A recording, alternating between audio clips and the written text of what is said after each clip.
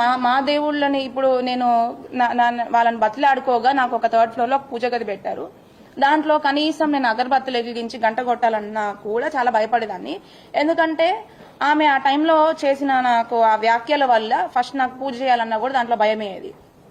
ఎందుకంటే ఆమె ఎట్లాంటి వ్యాఖ్యలు చేసిందంటే, అసలు మీ దేవుళ్ళు కూడా దేవుళ్ళేనా, అసలు ఇద్దరిద్దరు అంటే నాకు శివుడు అంటే చాలా ఇష్టం అనమాట. ఎప్పటి నుంచో చిన్నప్పటి నుంచి నేను అక్కడ కూడా వెళ్ళిన తర్వాత ఆ దేవుడినే పూజించుకున్నాను.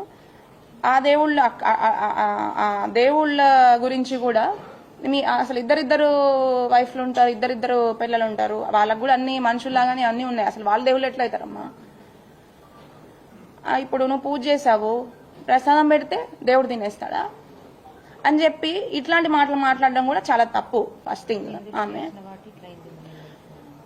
ఇంకా నువ్వు హిందువు, మీ దేవుళ్ళు నమ్ముకున్నావు కాబట్టి నీకు ఇట్లా అయిందేమో, మా దాంట్లోకి వచ్చేసేయి అని చెప్పి ఇట్లాంటి మాటలు మాట్లాడేదనమాట.